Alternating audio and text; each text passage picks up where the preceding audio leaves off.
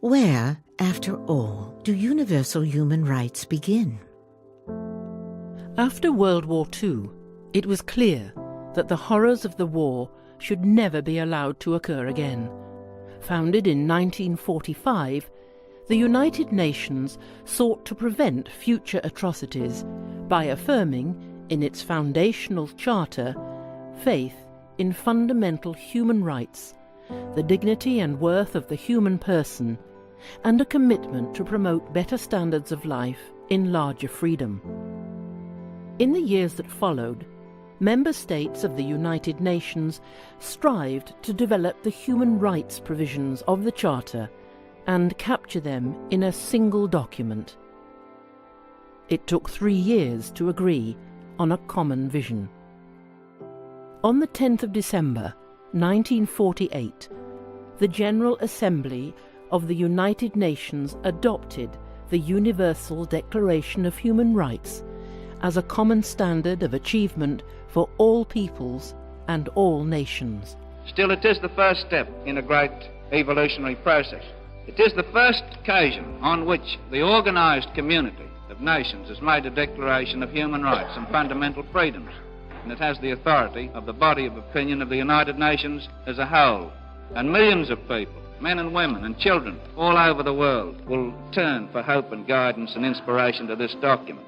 While history alone can determine the historic significance of an event, it is safe to say that the declaration before us may be destined to occupy an honorable place in the procession of positive landmarks in human history.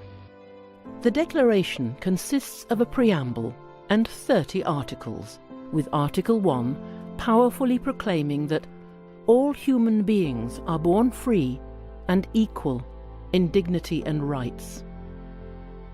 No discrimination, right to life, liberty and security, no slavery, no torture or cruel, inhuman or degrading treatment or punishment, equal protection of the law, no arbitrary arrest, detention or exile, fair and public hearing, no arbitrary interference with privacy, right to freedom of movement, right to seek and enjoy asylum, right to a nationality, right to marry and to found a family, right to property, freedom of thought, conscience and religion, freedom of opinion and expression, freedom of peaceful assembly and association, right to take part in government, right to work, right to rest and leisure,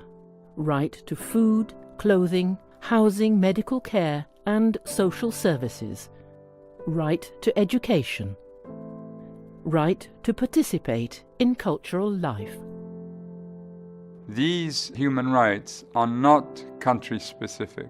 They are not a reward for good behavior or particular to a certain era or social group. They are the rights of people of every color, from every race and ethnic group, whether or not they have disabilities, citizens or migrants, no matter their sex, their class, their caste, their creed, their age, or sexual orientation. The Declaration has generated action for human rights protection in many ways. It has inspired hundreds of human rights instruments that together constitute international human rights law and a number of international bodies and mechanisms for human rights protection.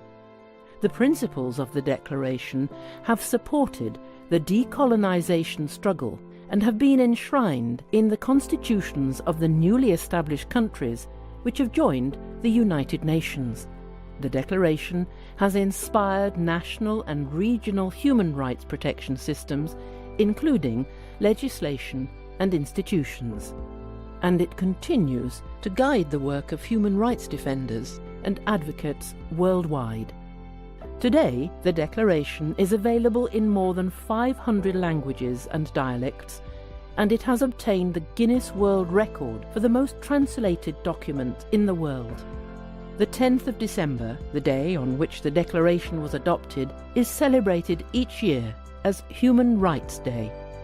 the Declaration emphasizes the relevance of human rights in our daily lives. Where, after all, do universal human rights begin? In small places, close to home, so close and so small that they cannot be seen on any maps of the world. Yet they are the world of the individual person, the neighborhood he lives in, the school or college he attends, the factory, farm, or office where he works. Such are the places where every man, woman, and child seeks equal justice, equal opportunity, equal dignity without discrimination. Unless these rights have meaning there, they have little meaning anywhere. Without concerted citizen action to uphold them close to home, we shall look in vain for progress in the larger world.